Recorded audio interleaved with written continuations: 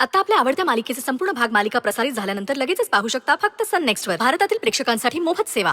ते बघ मामा पण आला. मामा मामा बरं झालं तू आलास. अरे ही गुड न्यूज मला सगळ्यात आधी तुला आणि आईला सांगायची होती, पण काही लोकांना लपून ऐकण्याची सवय असते ना. काय झालंय ते तरी सांग.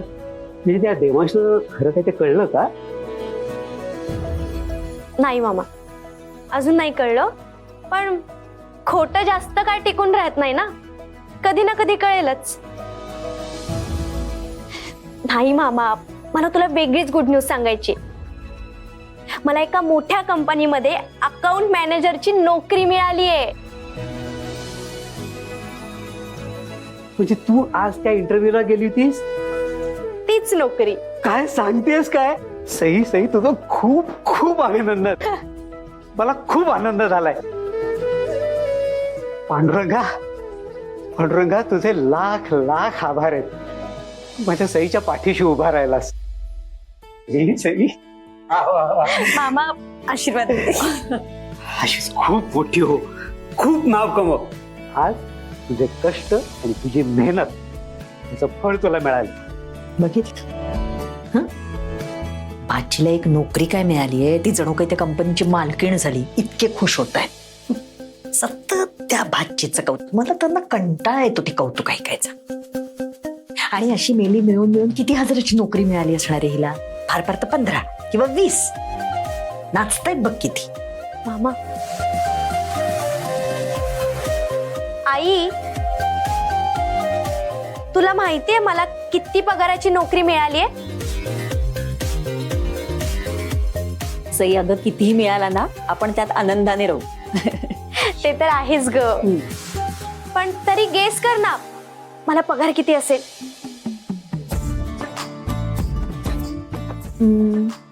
20,000. नाही. 25,000. नाही. मामा, आता तू सांग. 30 किंवा 40,000ची? हा. नाही. मला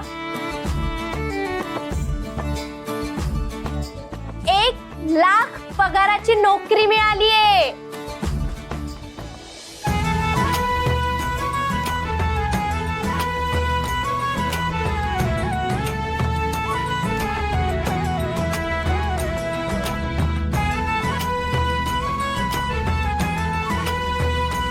खरं सांगतेस सई तू? हो.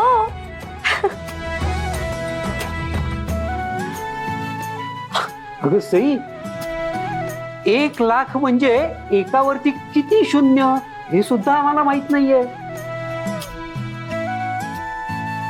खरंच ना, कमालच केलीस हं सई तू. आई, अच्छी सई. अगं बाई, काय एवढी मायलेकींची गळाभेट चालली आहे? हा, ते आतमधनं ऐकलं मी काहीतरी, वर्षाला 1,00,000 रुपये पगाराची नोकरी मिळाली ना. वर्षाला नाही, महिन्याला 1,00,000. पाया पडते.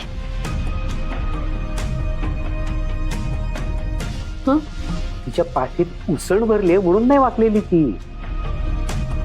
तिला नमस्कार करती, तर आशीर्वाद दे.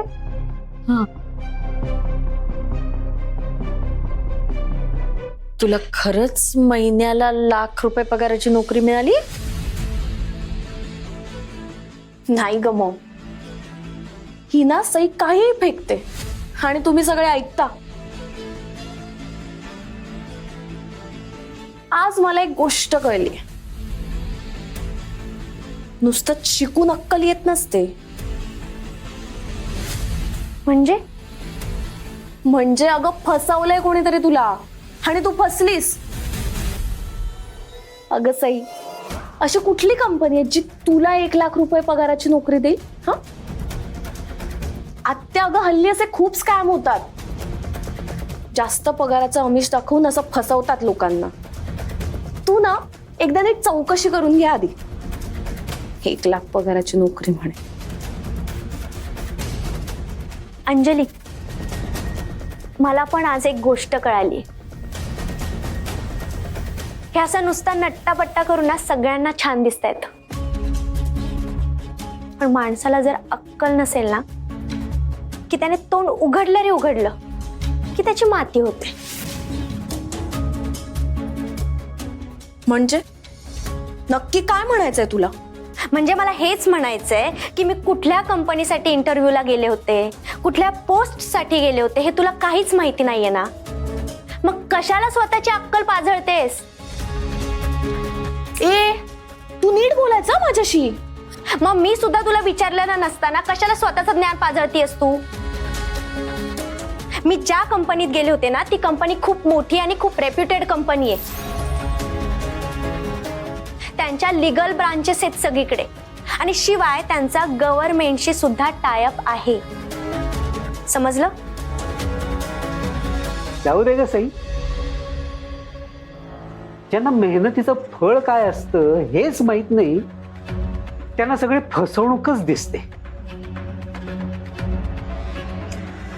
त्यांना जे वाटायचं ना ते वाटू देत. पण मला आणि ताईला खूप अगदी मनापासून आनंद झालाय. आणि आणि नुसता आनंद नाही झाला, तर ऊर अभिमानानं भरून आलाय. अगं, तू आपल्या कुटुंबातली अशी एकमेव व्यक्ती आहे की जिला लाखांमध्ये पगार आहे.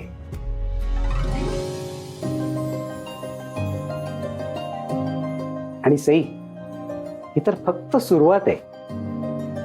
इथून पुढे तुझ्या आयुष्यामध्ये फक्त सुखच येत राहो, ही त्या पांडुरंगाच्या चरणी प्रार्थना आहे. मामी, हे बघ, तू अजिबात आता काळजी करू नकोस हा. आम्हाला खर्च करण्यासाठी 20,000 पुरेसे. बाकीचा जो काही पगार उरणार आहे तो मी तुला देत जाईन. म्हणजे कसं आहे, तुझं कर्ज लवकरात लवकर आम्हाला फेडून होईल ना, आणि कर्ज फेडल्यानंतर आम्हाला इथून लवकर निघता पण येईल. म्हणजे आमच्यामुळे तुम्हाला जो त्रास होतोय तो नाही होणार. अगं, तुमच्याशिवाय या घराला काही अर्थच नाहीये. तुम्ही आहात ना, म्हणून या घराला घर पण तरी आहे. मला काय वाटतं सांगू, तुम्ही खरं तर कुठंच जाऊ नये, तुम्ही कायम इथंच राहा. मामा, अरे आम्हाला पण नाही करमणार तुझ्याशिवाय. तू खूप केलंयस रे आमच्यासाठी, पण आता अजून किती करशील? हे बघ, तुला जेव्हा आम्हाला भेटावं वाटेल ना, तेव्हा तू कधीही घरी ये. पण आता इथून पुढे मला जे काही करायचंय ना, ते मला माझ्या आईसाठी करायचंय.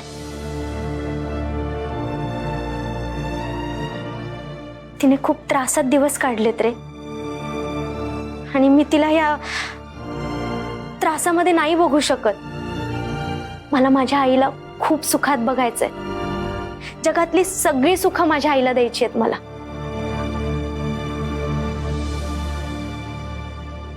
तुला हवं तसंच होईल. तू कायम सुखी राहा.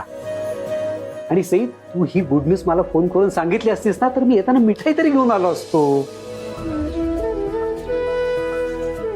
पण ताई, तू एक काम कर, तू मस्त काहीतरी गोडाचं बनव. हो, गोडाचा शिरा करते, सईला आवडतो खूप. मी तुला मदत कर. हो चल. साजूक तूप किती रुपये किलो आहे का? गोडाचा शिरा करते.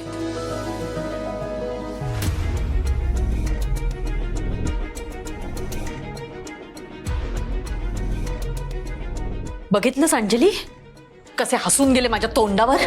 हे सुद्धा आता आपली टिंकल उडवायला लागलेत. हे सगळं ना तुझ्यामुळे झालंय अंजली. माझ्यामुळे काय झालं आता मॉम? तू सुद्धा त्या सईसारखी नीट लक्ष देऊन शिकली असतीस तर आज तुला सुद्धा लाखभर रुपये पगाराची नोकरी असती की नाही? मग तुला अक्कलच नाहीये. म्हणजे अगं मॉम, मला काय त्या सईसारखं आयुष्यभर राबायचं नाहीये. हं? एकदा का त्या देवांश जहागीरदारशी माझं लग्न झालं ना, एकाच स्नॅपमध्ये मी करोडपती होईल. याला स्मार्ट वर्क म्हणतात. आणि तू त्या 1 लाख पगाराचं घेऊन बसलीस. अगं बाई, हे लक्षातच राहिलं नाही माझ्या. गुणाची ग माझी बाई ती. चल आपण सगळं प्लॅनिंग करूया.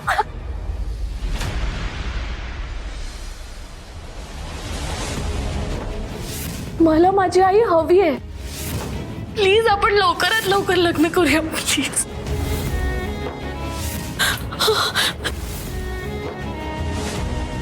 अहो 2 पोळ्या वाटते. देवा, अरे काय झालंय तुला? जसा गप्प काय आहेस तू? काय रे, काय झालंय? चवळी देऊन डाळ.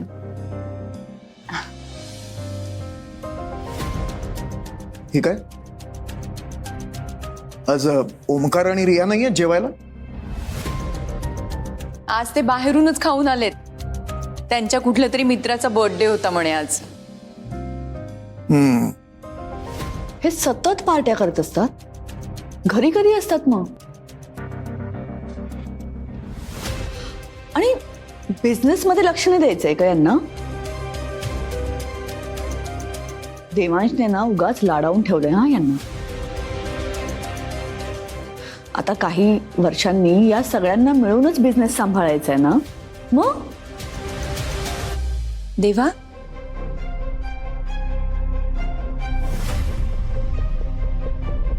देवा, देवांश, काय रे, काय झालं? काही प्रॉब्लेम आहे का? मी मगापासून बघतोय की तू ऑफिस मधनं आल्यापासून गप्प गप्प आहेस. काही प्रॉब्लेम असेल तर आमच्या बरोबर शेअर कर ना. आता मला सांग की कुटुंब कशासाठी असतं?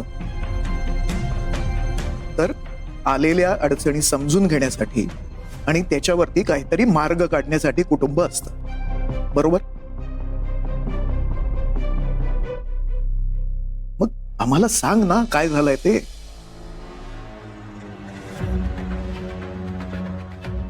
एक बॅड न्यूज आहे. काय? Bad news? काय झालं? अंजलीच्या आईला कॅन्सर आहे.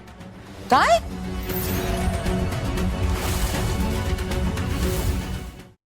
तुला कसं कळलं हे? आज मला अंजलीने भेटायला बोलवलं होतं. सो तेव्हा तिथेच मी तिच्या आईला पण भेटलो. खरंच खूप त्रासात आहेत त्या. 3rd stage. अगो बाई, आणि या सगळ्यात त्यांची फक्त एवढीच इच्छा आहे की माझं आणि अंजलीचं लग्न लवकरात लवकर व्हावं.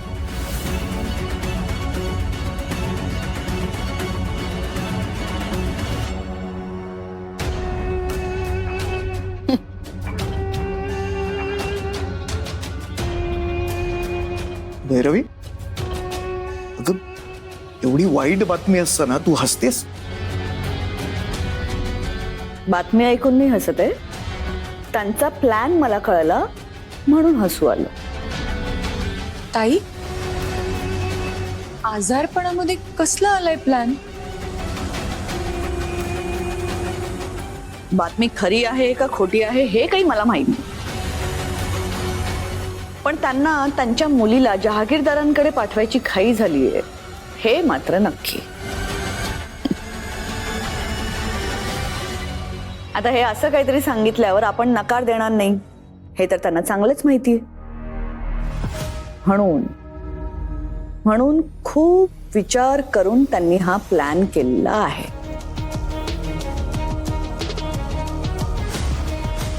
नाही, मला नाही वाटत असं. आपण भेटलोय ना त्यांना. किती साधी माणसं आहेत ती. वहिनी, तुला ना सगळी मिडल क्लास माणसं ही साधीच वाटतात. अगं त्यांना टेन्शन आलं असणार.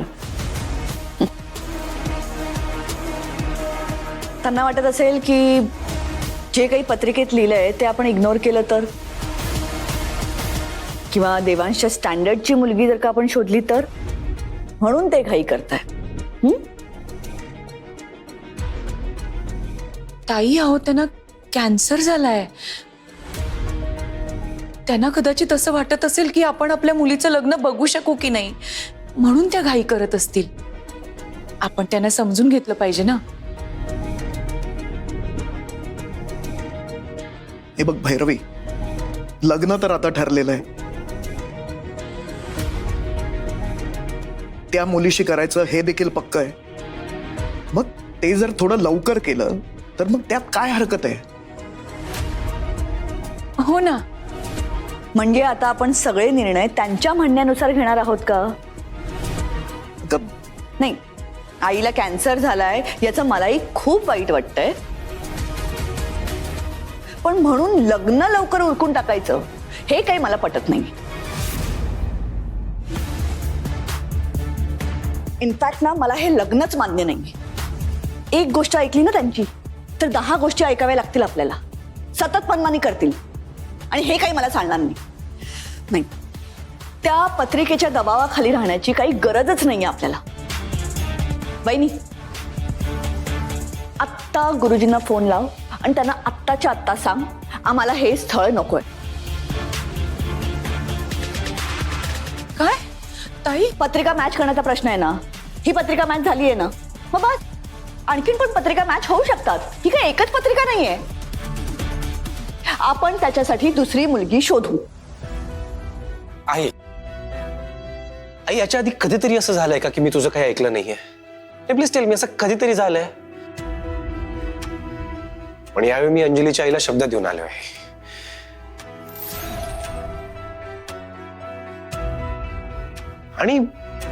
आणि प्लीज टेल मी, तुला का असं वाटतंय की ते लोक आपल्याशी खोटं बोलतील?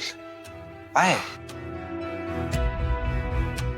ताई, आणि तुमचा होकार होता ना या लग्नासाठी, मग आता तुम्ही का नाही म्हणताय? कारण मला त्यांचं वागणं वियर्ड वाटतंय. घरात एवढी मोठी माणसं असताना त्यांनी कोणालाही सांगितलं नाही. इनफॅक्ट तुला तरी कॉल करून सांगायला हवं होतं ना, पण नाही. त्यांनी याला इमोशनल ब्लॅकमेल करण्यासाठी याला एकट्याने बोलवलं आणि मग हे सगळं सांगितलं.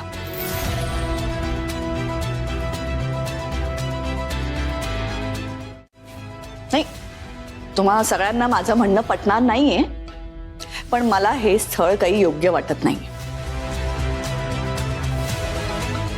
मला सांगा, ज्या दिवशी आपण मुलगी बघायला गेलो होतो त्या दिवशी त्यांनी हे कॅन्सर प्रकरण आपल्याला का नाही सांगितलं?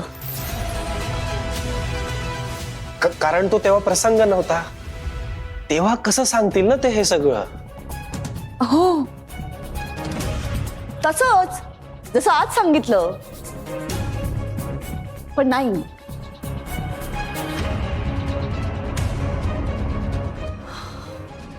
देवांश, इमोशनली विचार करू नकोस. जरा प्रॅक्टिकल विचार कर. त्यांना माहित होतं तुला एकटं बोलवून जर का हे सगळं सांगितलं तर ते तुला इमोशनल ब्लॅकमेल करू शकतात, तुझ्याकडून सहानुभूती मिळू शकते, म्हणून त्यांनी तुला एकटं बोलवून हे सगळं सांगितलेलं आहे.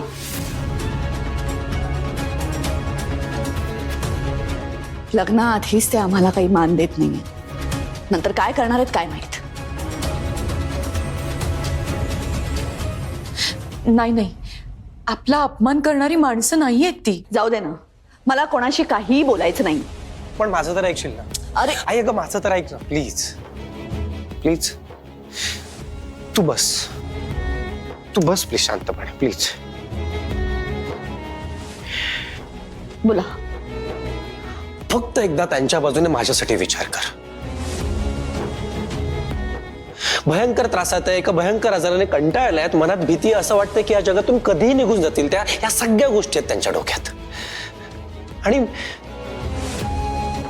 एका मुलीचं लग्न आई वडिलांकरता किती मोठी जबाबदारी असते हे तुला खूप चांगल्याने माहिती आहे. आणि त्यांना त्यांच्या हयातीत ही जबाबदारी पार पाडायची आहे. That's it. अंजलीच्या चेहऱ्यावर तिच्या लग्नाचा आनंद बघायचा आहे. आणि द थिंग इज की त्यांनी मला ऑर्डर नाही दिली आहे, त्यांनी मला रिक्वेस्ट केली आहे.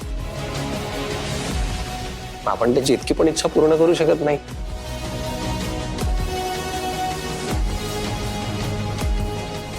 आपण फक्त पैशांनी श्रीमंत आहोत का ग? मनाने नाही.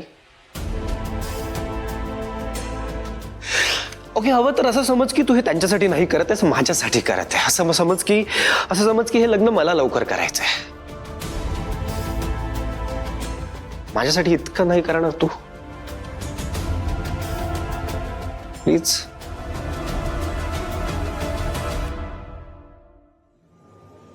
ठीक आहे, तुझी इच्छा आहे म्हणून फक्त तुझ्यासाठी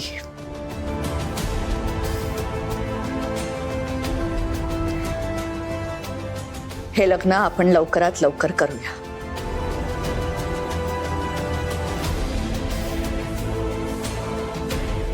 थँक्यू सो मच. त्यांच्या घरच्यांना बोलवा